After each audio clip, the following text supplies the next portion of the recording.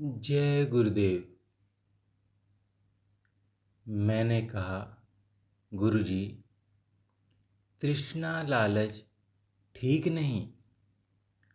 जो कुछ व्यक्ति अपनी इच्छा और श्रद्धा से दे, उससे अधिक इच्छा रखना व्यर्थ है।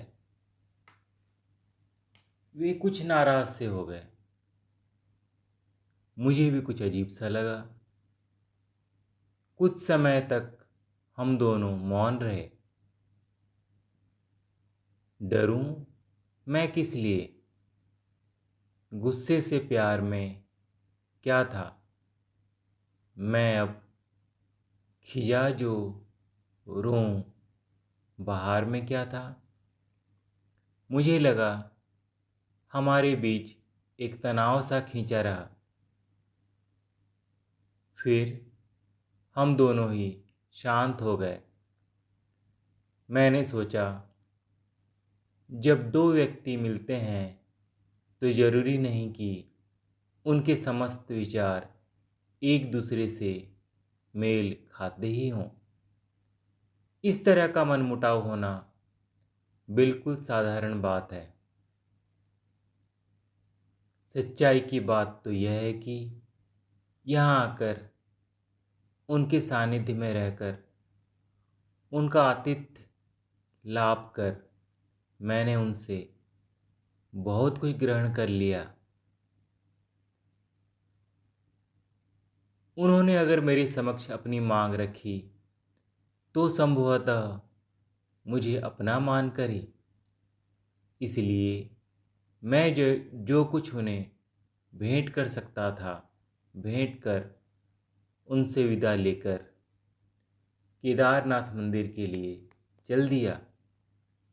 क्योंकि मेरी इच्छा थी कि मैं गौरी कुंड वापस पहुंचने से पूर्व केदारनाथ मंदिर में एक बार और दर्शन कर लूं। केदारनाथ मंदिर में बहुत भीड़ थी। हजारों लोग वहां पूजा की थालियां लिए खड़े थे। शिव को अपने अंतर्मन में बसा लेने के लिए मैं मंदिर में गया और दर्शन कर बाहर निकल आया। कुछ देर केदारपुरी में चहलकदमी की। केदारपुरी में 250-300 घर हैं। छोटा सा बाजार है जहाँ ज़रूरत की सब चीज़ें मिल जाती हैं। कई धर्मशालाएं हैं जिनमें काली कमली धर्मशाला और नेपाल की महारानी की धर्मशाला प्रसिद्ध हैं। यहाँ पर सैकड़ों पंडे हैं। भारत के प्रत्येक क्षेत्र का एक पंडा है। यात्रियों के आने के बाद पंडे या उनके एजेंट पूछताछ करते हैं। घरों पर यात्रियों के रहने खाने का प्रबंध करते हैं। पुरानी परंपरा अनुसार आने वाले यात्री का नाम, पता, रिश्तेदारों के नाम वे अपनी पोथियों में लिखते हैं ताकि सनद रहे कि अमुक वर्ष में अमुक क्षेत्र से अमुक व्यक्ति आए थे। ये पंडे पूजा पाठ कराकर यात्रियों से दक्षिणा लेते हैं। धनिक व्यक्तियों के तो चारों ओर पंडों का जमघट होता है। कमरे, धर्मशाला पूजा पाठ के रूप में दान स्वरूप बहुत सारे लोग काफ़ी ज़्यादा पैसा इन्हें दे जाते हैं। जीवन निर्वाह का साधन यही है। केदारनाथ में एक अपाहिज व्यक्ति, जिसकी दोनों टांगें नहीं थी, 14 किलोमीटर गौरीकुंड से घिसटता हुआ आया था। उसने रहने के लिए कमरा लेना चाहा। निराशा का मुख ही उसको देखना पड़ा था। हल्की बारिश में वह शीत से वह बीमार हो गया था। हम उसके पास गए। वह बोला, यदि आप मुझे रात सोने के लिए कमरा दिला दें तो आपका आभारी रहूँगा। बिहार से भगवान विश्वनाथ के दर्शन करने आया हूँ। भगवान की इस क्रीड़ा भूमि पर अथक परिश्रम, कष्ट झेले। यहाँ के पंडों का व्यवहार देखकर मेरा भगवान से विश्वास ही उठ गया है। भोलेनाथ का सारा ठेका यहाँ के पंडों व पुजारियों ने ले लिया है। हमने किसी तरह बरामदे में बाहर रहने की व्यवस्था कराई। पैसे हमने उसे देने चाहे तो बोला, नहीं, भिखारी नहीं हूँ, पोस्ट ग्रेजुएट हूँ, पैसे मेरे पास हैं।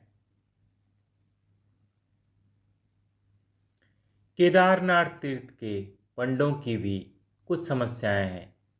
यहाँ का सारा सामान नीचे से आता है, बिजली नहीं है। कड़ाके के शीत में केरोसिन के स्टोव या लकड़ियों से ही काम चलाना पड़ता है। लकड़ी भी यहाँ नहीं है। यात्रियों के रहने सहने खाने के प्रबंध सभी पंडों को करने होते हैं। यात्री भी 12 महीनों में सिर्फ 2-3 महीने ही आते हैं। मई जून में सबसे ज़्यादा यात्री आते हैं। जगह की कमी के साथ यदि यात्री पंडों को समुचित दक्षिणा न दे तो ये लोग भूखे मर जाएं। मनुष्य स्वभाव है कि भूखे व्यक्ति की सेवा पेट भरे पर ही होती है। यहाँ के पंडों में भी यही भावना थी। यह भावना विपरीत भी नहीं है। सरकारी प्रबंध चूंकि न के बराबर है, तीर्थों के अस्तित्व को पंडे ही बनाए हुए हैं। सरकार को तीर्थों में यात्रियों की सुविधाओं का पर गौर करना होगा।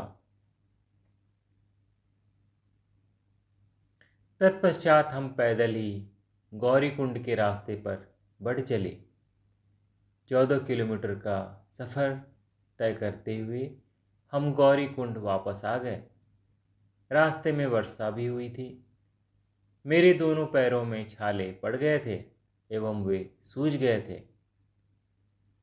गौरीकुंड पहुंचकर बहुत थके हुए थे, अतएव सबसे पहले स्नान करना अच्छा समझा। गर्म कुंड में स्नान करने के लिए गए तो देखा कि उसमें पानी नहीं था। एक नल से पानी आ रहा था, वह काफ़ी गर्म था। 2 रुपये में बाल्टी लोटा किराए पर लेकर चुल्लू में पानी भर कर शरीर पर छिड़का। इस प्रकार एक बाल्टी पानी में नहाकर गौरीकुंड बस स्टैंड के निकट टिकट घर पर पहुँचे। बद्रीनाथ के लिए सुबह 5 बजे से 6 बजे तक बसें जाती हैं। कॉन्ट्रैक्ट की बसें तो कभी भी चल देती हैं। सुबह 5 बजे की बस का टिकट लेकर हम दीपक लॉज में आ गए। खाना होटल में खा लिया था। बस कंडक्टर ने बताया था कि बस ठीक 5 बजे चली जाएगी। अतः इस चिंता में कि कहीं बस न निकल जाए, रात को ठीक से नींद नहीं आई। सुबह 4 बजे उठकर बद्रीनाथ जाने की तैयारी में व्यस्त हुए। कई दिन से ठीक से नहाए नहीं थे, कपड़े नहीं बदले थे। पहले दिन के कपड़े पहने हुए ही हम बद्रीनाथ जाने के लिए बस स्टैंड पर पहुंच गए। जय गुरुदेव।